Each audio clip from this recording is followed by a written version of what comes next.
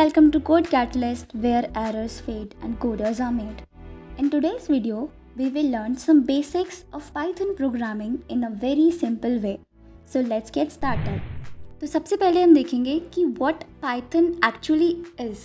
तो Python एक high level programming language है which has a simple and readable syntax and it is perfect for beginners. Python का use web development, data science, artificial intelligence, automation जैसे powerful areas में होता है। और सबसे बड़ी बात, Python free and open source है जिसे हर कोई यूज़ कर सकता है। अब बात करते हैं कैरेक्टर सेट्स की। In Python, character sets include all the valid characters used to write code. It include letters both in upper case and lower case, digit like 1, 2, 3 till 9, and special symbols, white spaces, characters like space, tab and new line. Other characters like punctuation marks and operators. तो keyword वो reserve words होते हैं जो Python already किसी specific purpose के लिए use करता है। इनका यूज़ हम वेरिएबल या फंक्शन के रूप में नहीं कर सकते हैं। पाइथन में टोटल 35 प्लस कीवर्ड्स होते हैं जैसे if, else, while, for, def, class, return and so on. Now, a point to be noted that keyword हमेशा lower case में होते हैं except true, false and none. अब बात करते हैं identifiers के बारे में।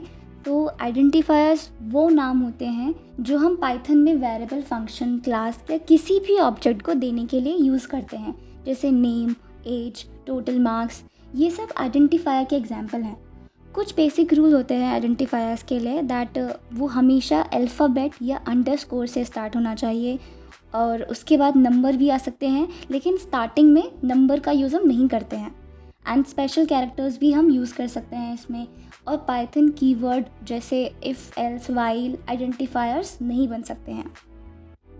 अब बात करते हैं डेटा टाइप्स की। तो बेसिकली डेटा टाइप बताते हैं कि किसी वेरिएबल में किस टाइप का डेटा स्टोर हुआ है। तो पाइथन में कुछ कॉमन डेटा टाइप्स हैं जैसे इंट यानी कि इंटीजर यानी होल नंबर्स लाइक 1, 2, 3, 5 और -10, -5। सेकंड फ्लोट, तो फ्लोट में डेसिमल वैल्यूज़ आ जाती हैं। str यानी स्ट्रिंग यानी कि कोई भी टेक्स्ट। अब बात करते हैं सीक्वेंस डेटा टाइप की, जैसे कि लिस्ट, टपल और रेंज। तो लिस्ट में हम मल्टीपल आइटम्स को स्टोर करते हैं in square brackets and tuple fixed item in the round brackets and boolean type true और false. Now अब बात करते हैं मैपिंग डेटा टाइप की, यानी कि डिक्शनरी मतलब की value pairs. Now let's talk about operators. तो ऑपरेटर वो सिंबल होते हैं जो पाइथन में किसी वैल्यू या वेरिएबल के साथ ऑपरेशन करने के काम आते हैं, जैसे प्लस यानी एडिशन, माइनस यानी सब्ट्रैक्शन। और ऐसे ही और भी टाइप के ऑपरेटर्स होते हैं जैसे अर्थमेटिक ऑपरेटर यानी कि प्लस यानी एडिशन, माइनस यानी subtraction, multiplication, division, floor division, modulus and exponent. Next, comparison operators which are used to compare values. These are equal to यानी कि बराबर है या नहीं, नॉट इक्वल टू बराबर नहीं है, greater than, less than, greater than or equals to, less than or equals to. Now, logical operators which work with multiple conditions like and यानी कि दोनों कंडीशन ट्रू होनी चाहिए और कोई एक कंडीशन ट्रू हो तो भी चलेगा, नॉट रिजल्ट को उल्टा कर देना यानी ट्रू का फॉल्स, फॉल्स का true. Next, assignment operators value को वेरिएबल में साइन करने के लिए यूज़ करते हैं। इक्वल्स टू यानी कि वैल्यू असाइन करता है, and plus, minus equals to, minus equals to, star equals to existing value को अपडेट करता है। तो लास्ट वीडियो में हमने एक प्रोग्राम रन किया था जिसमें हमने कोड कैटलिस्ट को प्रिंट कराया था।